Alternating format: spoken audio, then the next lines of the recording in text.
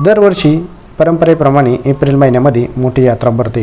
या यात्रेला महाराष्ट्रातील कानाकोपऱ्यातून नवस फेडण्यासाठी भाविक भक्त हजर राहतात। मूळचे पैठण माहेर असलेल्या आईचे थाटामाटामध्ये रामडव येथे आगमन होऊन त्याच दिवशी मोठी यात्रा भरते। यात्रेविषयी अधिक माहिती जाणून घेण्याआधी व्हिडिओला लाईक, चॅनलला सबस्क्राईब आणि यात्रेची माहिती भाविक भक्तांपर्यंत पोहोचवण्याकरिता व्हिडिओला शेअर करायला विसरू नका। अहिल्यानगर जिल्ह्यातील नेवासा तालुक्यामध्ये गोदावरी नदीकाठी देवीचे वरखेड म्हणून हे एक गाव आहे। या गावामध्ये दरवर्षी ही यात्रा भरते। तर ही मानाची पालखी कुठून येते तुम्हाला माहीत आहे का? नाही ना? तर चला पाहूया। आई लखाबाईचे मूळचे माहेर हे पैठण मानले जाते। आईला आणण्याकरिता यात्रेच्या 3 ते 4 दिवस अगोदर कहारभोई समाज व इतर भाविक भक्त पैठण येथे एकत्र जमतात। पालखीचे आगमन यात्रेच्या दिवशी रामडव येथे झाल्यानंतर रामडव येथील गोदावरी नदीकाठी सकाळी 7 वाजेच्या सुमारेस पालखी चालवली जाते। या ठिकाणी 2 ते 3 तास विसावा घेऊन पालखी वरखेडकडे निघते।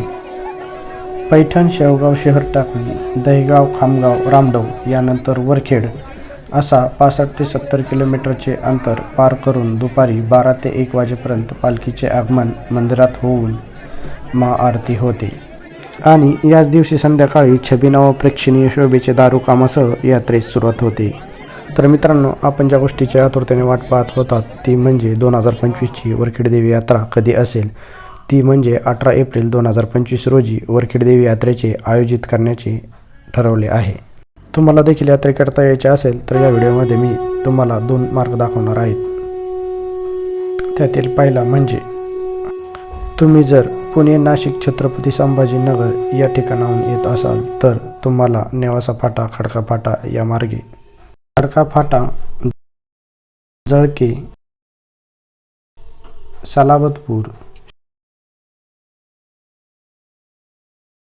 शिरसगाव आणि वरखेड असे यावे लागेल। आणि तुम्ही जर परभणी, नांदेड, बीड या मार्गे येत असाल तर तुम्हाला शेवगाव, भातकुडगाव, कुकाना, गेवराई, शिरसगाव, वरखेड असे यावे लागेल। मित्रांनो, व्हिडिओ आवडल्यास व्हिडिओला लाईक आणि चॅनलला सबस्क्राईब करायला विसरू नका। धन्यवाद।